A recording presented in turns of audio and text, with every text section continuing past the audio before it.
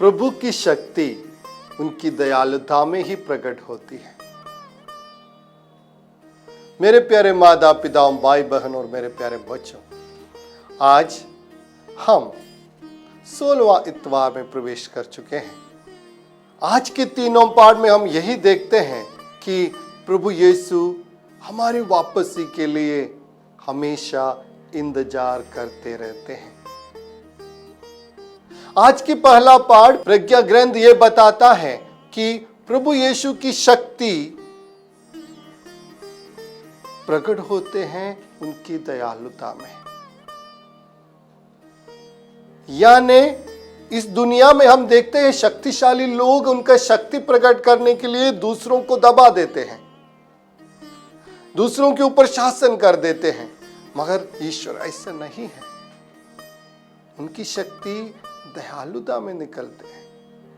हम उनकी दयालुता देखते हैं। वो शक्तिशाली होने के बावजूद भी हमारे पापों को क्षमा करने के लिए तैयार हैं। हमें गिराना नहीं, हमें दबाना नहीं चाहते हैं, हमें गिराना नहीं चाहते हैं, मगर हमारी रक्षा करना चाहते हैं प्रभु ईश्वर। जी हाँ, इसलिए हमें डरने की कोई चिंता नहीं है, हमें डरने की कोई बात नहीं है, क्योंकि हमारा ईश्वर दयालु है, हमारे पापों को क्षमा करने वाला है। ये विश्वास के साथ हम ईश्वर के पास जाएंगे। आज की सुसमाचार में हम यही देखते हैं कि जंगली बीज के दृष्टांत में इसे बताते हैं कि एक आदमी अच्छा बीज बो के चला गया और जब उगे तो उसमें दोनों बीज दिखाई दिया, जंगली और अच्छे बीज। ये जंगली पौधा कहां से आए? शिष्य लोग पूछते हैं, ये जंगली पौधा क्या है? तो बोले कोई बाहरियों ने उसको बोया हुआ है।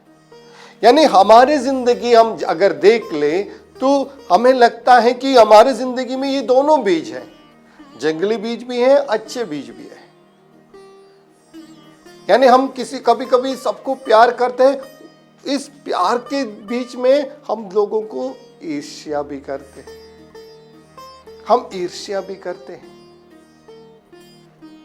हम लोगों को प्रोत्साहन देते हैं, साथ ही साथ में उनको गिराना भी चाहते हैं।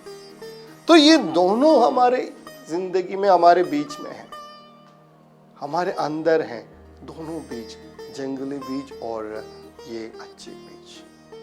कभी कभी हमें लगता है कि ये प्रभु यीशु इस दुष्टता को यानी इस पाप को नष्ट क्यों नहीं कर सकते? इतना शक्तिशाली है, इस दुनिया को रचा है, तो ये दुख, ये दुष्टता और पाप क्या प्रभु यीशु नष्ट नहीं कर सकते? जरूर कर सकते, उनको शक्ति है, मगर जिस नजर से हम देखते हैं उस नजर से प्रभु यीशु कभी नहीं देखते हैं। हमारा और प्रभु ईश्वर की नजर में बहुत अंतर है। जो चीज हम नहीं देख पाते वो प्रभु यीशु देख सकते हैं। यानी हमारे लिए बढ़ने के लिए एक अवसर प्रभु यीशु देते हैं। ऐसा नहीं कि मैंने पाप किया इसलिए मुझे नष्ट कर दो, मैंने उनकी रास्ते से निकल गया कि मुझे नष्ट कर दो, ऐसा नहीं। ऐसे ईश्वर कभी नहीं सोचते, मगर मेरी वापसी के लिए वो तत्पर हैं और वो मेरे इंतजार करते रहते हैं। इसलिए हम ये आज की सुसमाचार में हम देखते हैं कि दोनों को बढ़ने दो, यानी जंगली बीज और अच्छी बीज। ये जंगली बीज क्या है? जब हम गेहूं लगाते हैं तो उसके अंदर अगर राई का बीज आया तो वो राई जंगली बीज हो गया। वैसे ही अगर हम राई का खेती कर रहा है, उसमें 1 2 3 ये गेहूं निकल पड़ा तो गेहूं जंगली बीज बन जाते हैं। तो तब तो इसलिए ईश्वर ने कहता है उसको काढ़ो मत, आने दो, फल देखने दो। अगर उसका फल अच्छा है तो फिर हम उसे नष्ट करने की क्या जरूरत है? कोई जरूरत नहीं। तो हम भी हमारे जिंदगी में ये सीखना चाहिए। हम भी लोगों को देखकर ये कहते ये कभी अच्छा नहीं होगा, ये कभी भी बड़ा नहीं होंगे, या कभी ठीक नहीं होगा। ऐसे कितने लोगों को हम टोकते हैं। नहीं, हमें भी इंतजार करना है। आज प्रभु यीशु हमें सिखाता है, हमें भी इंतजार करना है उसका फल के लिए। फल से हम पहचानेंगे कि वो जंगली बीज था या अच्छी बीज। हमारे लिए भी वो अवसर दे रहे हैं ईश्वर, इसलिए हमें भी अवसर देना चाहिए। दूसरों के लिए भी अवसर देना चाहिए। कभी भी हम नहीं टोकना है कि वो ऐसा है या ऐसा है, नहीं, उनमें भी अच्छाई देखने का कोशिश करें।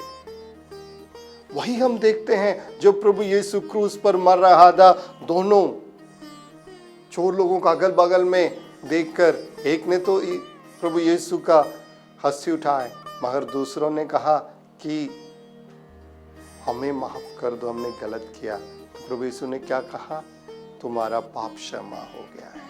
कितना इंतजार, इतने सालों वो पाप करते रहा, मगर जब उस क्षण आया कि वो ईश्वर में लौट गए और ईश्वर ने उन्हें एकदम अपनाया। कुछ बिना पूछे तू क्या कर रहा था, कैसे कर रहा था, कुछ नहीं पूछते हैं, बस इतना कहा, आज तुम भी मेरे साथ स्वर्ग राज में होगे। जी हाँ, हम सबका अवसर देते हैं प्रभु ईश्वर की ओर लौटने के लिए। हमें लौटना है, हमारा पापमय जीवन को हमें त्यागना है, हमारे लिए अवसर दिया गया है। आज हम प्रभु ईश्वर की ओर लौटे। हमारे लिए इंतजार कर रहा है हमारे प्रभु यीशु, प्यार से हमें गला लगाने के लिए, अपनाने के लिए। आइए हम ईश्वर के पास लौटेंगे। और आज के सुसमाचार में हम यही देखते हैं कि वो दूसरे एक दृष्टांत करते हैं कि राई के दाने का, जैसे राई के दाने इतना छोटे होते और बड़ा पेड़ बन जाते हैं, वैसे भी हमारे छोटे छोटे कार्य ही प्रभु ईश्वर का स्वर्ग राज लाने में हमें समर्थ बनाते हैं। छोटा छोटा कार्य प्रभु यीशु के लिए वो बहुत बड़ा है।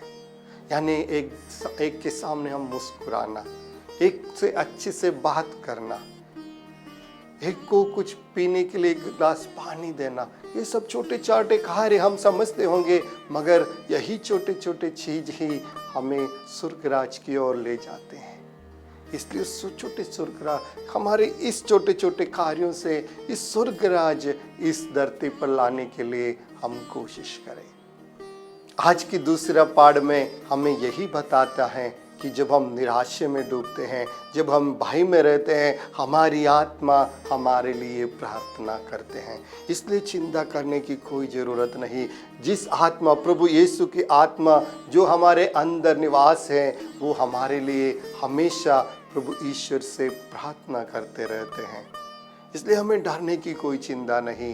प्रभु ईश्वर हमारे लिए, उनका दिल खोलकर हमारे लिए इंतजार कर रहे हैं। हमारा अतीत कितना भी बुरा हो, हमारा कितना बड़ा पापमय जीवन हम बिताया हो, प्रभु ईश्वर के पास अगर हम लौटने के लिए तैयार हो जाते हैं तो वो अपनाने के लिए तैयार हैं।